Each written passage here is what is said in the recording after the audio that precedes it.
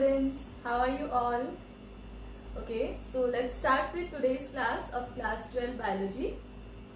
In the previous video we have discussed about the pre-fertilization changes or events, and there were 4 types of development that happens after, not pre-fertilization, post-fertilization changes. So there are 4 types of developments that happens after fertilization, that is endosperm development, embryo development, seed development and fruit development.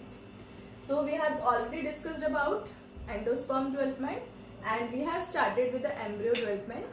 And in the embryo development, yesterday we have discussed about development of a dicot embryo. So today we will start with development of a monocot embryo. The difference between the two is, in dicot embryos there are 2 cotyledons and in monocot embryo there is only 1 cotyledon. So let's see the development here. So this is a zygote, this is the chalazal end, this is the micropylar end. As usual, this zygote will undergo mitotic division and the division is transverse. And due to this transverse division, generally after one mitotic division, 2 cells will be formed. After formation of 2 cells, out of the 2 cells, one will again undergo division. So one will form 2 and other will remain as such. So total how many cells will be formed? 3. So this kind of arrangement will be there in case of development of a monocot embryo. So the cell which is towards the chalazal end will be called as terminal cell. The cell which is in the middle will be called as middle cell, and the cell which is at the base is called basal cell. So is it clear? So 3 cells will be formed: terminal cells, middle cell and basal cell. Now how do they further undergo development? By mitotic division obviously, but this is in case of monocot embryo, like if you remember in dicot embryo both basal and terminal cells undergo division. But in case of monocot embryo, only terminal and middle cells will undergo division to form further parts of the embryo. Basal cell will remain as such, but it will increase in size to get the nutrition by absorption from endosperm. So it will, till the development of the suspensor takes place, the basal cell will increase in size.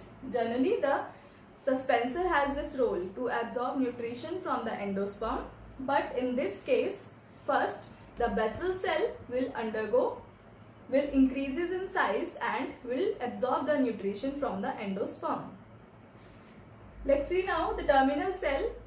They will undergo division to form the cotyledon. Middle cell will play an important role because it will form all other parts of the embryo. So here you can see the middle cell, it will undergo division to form all the parts like plumule, radicle, epicotyle, hypocotyle and suspensor. I hope you all have remembered these terms that we have discussed in case of dicot embryo. So plumule, radicle, epicotyle, hypocotyle and suspensor, all these parts will be formed by middle cell. Is it clear? Terminal cell will form cotyledon, middle cell will form all other parts of the embryo like plumule, radicle, epicotyle, hypocotyle and suspensor. And basal cell, they will not form any part of the embryo, but they will increase in size to absorb nutrition from the endosperm. So let's see how all parts of this embryo will be formed. So here you can see I have shown you the terminal cells. They have undergone division and middle cells also have undergone division by mitosis, and basal cell has increased in size for absorption of nutrition. So these terminal and middle cells, after undergo division, they will form the tissues, and these tissues will later form these following parts. Let's see how these parts will be formed. So from the terminal cell, this portion will be formed from the terminal cell, and the middle cells, so here you can see from the middle, these cells will undergo division to take this shape. So from this structure has been formed from the middle cell. It is originating from the terminal cell. So this structure, it will undergo division and will bend downwards. That will be considered as cotyledon. That is called cotyledon. It has been formed from the middle cell. Now if we'll see the terminal cells, they have undergone division to form such structure. Now what is this structure? Let's see. This shape is called embryonal axis. So this shape is called embryonal axis. At this side you can see above, just above the basal cell, a small cells collected together to form the suspensor. So suspensor will be formed by some cells just above the basal cell and they will be considered as suspensor. Okay. So suspensor function we have already discussed. Its function is to absorb nutrition from the endosperm, to just push the embryo into the endosperm so that it can absorb nutrition from the endosperm. Now let's see the other parts. At this side of the embryonal axis, the side which is going towards the downwards or towards the ground, that will be called as radicle. But in the case of monocot embryo, like in dicot embryo, there were two terms, plumule and radicle. Plumule, that will form the future shoot, and radicle, that will form the future root.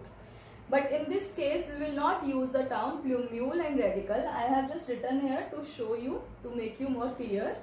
We will use the term coleorhiza and coleoptile instead of plumule and radicle.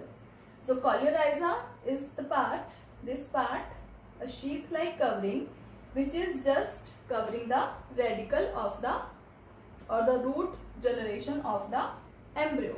So coleorhiza is, you can see, a small thin sheet covering the radical part of the embryo, and coleoptile is the small thin sheet, you can see here the darken one, the covering of the small sheet covering the plumule or shoot axis. Okay, is it clear? Coleorhiza is the small sheet covering the radical part, and coleoptile is the small thin sheet covering the plumule part. And this is one of the characteristic feature of a monocot embryo which is not present in dicot embryo. Then you can see this part, this portion is called the node, where like in the previous case, like in dicot embryo, the node was the connection between the two cotyledons. But here the node is just this connection which is present in the center of the embryonal axis. Okay. So this embryonal axis, now the same thing, epicotyle and hypocotyle. Epicotyle is the part which is present between plumule and node. So the part present between plumule and node, just above the node, is called epicotyle, and the part which is present between plumule and radicle is called hypocotyle, as we have discussed in dicot embryo also.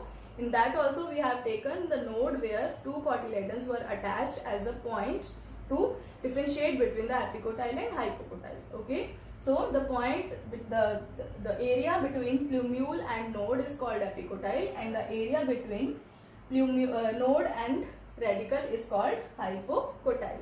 So basal cell will remain as such. Now the suspensor will take over the function of the basal cell to push the embryo in the endosperm to absorb nutrition.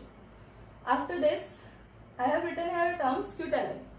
Like in case of, basically in grass, we use this term scutellum for cotyledon because it is present in the form of a thin papery sheet.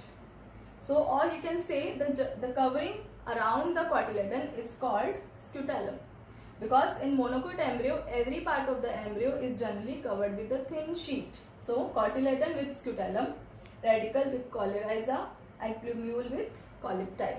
Okay, so this is the underdeveloping embryo.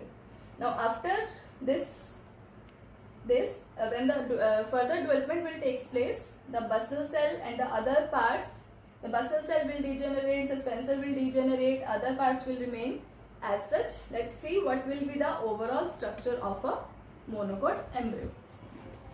So here you can see the same diagram is given in your NCERT book also. The same diagram has given in your NCERT book also. This is an LS of a monocot embryo which is of grass. So we have shown you the LS of a grass embryo which is a monocot embryo. So here you can see the outer coverings which are thin papery coverings, and inside it there is an embryo. So let's see the various parts. So the inner part this portion will be called as scutellum in the form of, or you can say the cotyledon. Okay, so scutellum or cotyledon is the same thing in case of grass. This thin papery covering will be called as scutellum, and inside it we have cotyledon. Okay, now this part which is covering the shoot apex will be called as colluctile. This part covering the shoot apex will be called as colluctile, as we have seen here. Just above the plumule there was colluctile. Next is the lower portion. This part is called the radicle, which will later form the root. The covering of the radicle, here you can see this structure, it is called root cap, and the covering of the radical part will be called as rhizome.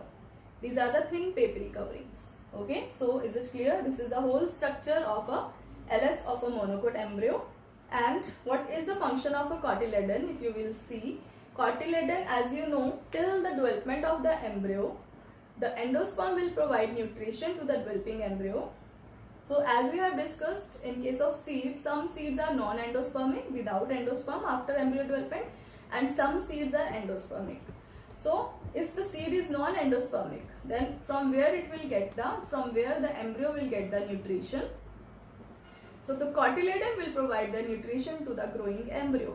So the main function of cotyledon is to provide the nutrition to the growing embryo, because after the germination of the seed, these cotyledons will come out from the seed in the form of leaf.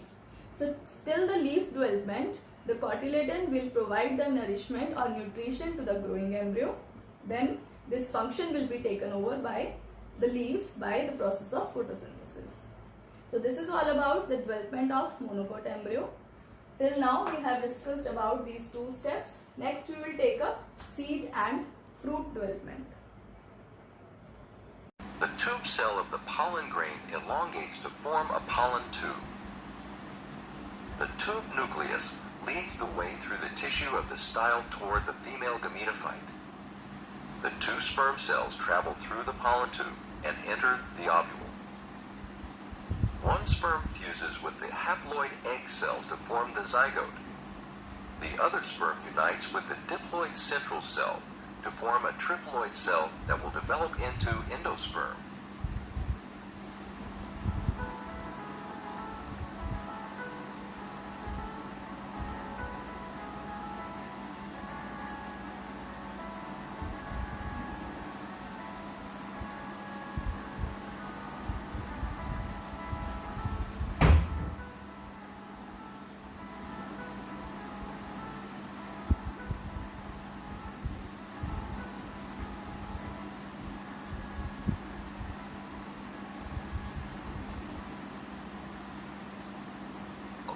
Each ovule contains two fertilized cells.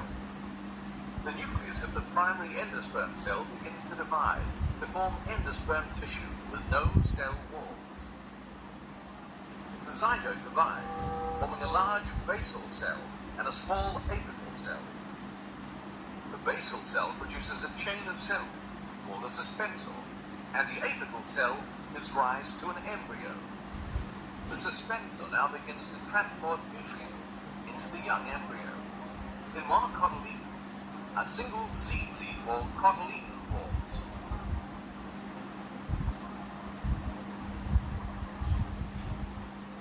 As it enlarges, the embryo also receives nutrients directly from the surrounding endosperm.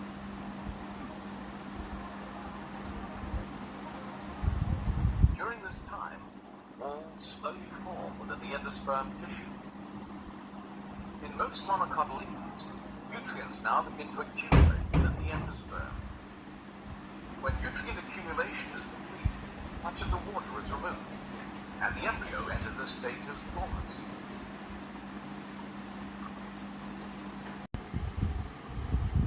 In this video, we're going to go over the steps involved in embryogenesis in plants. Embryogenesis in plants is the process where an embryo is formed and develops, and where axial and radial patterning observed in mature plants is established. The first step of embryogenesis occurs with the first cell division of the zygote. This cell division is asymmetrical.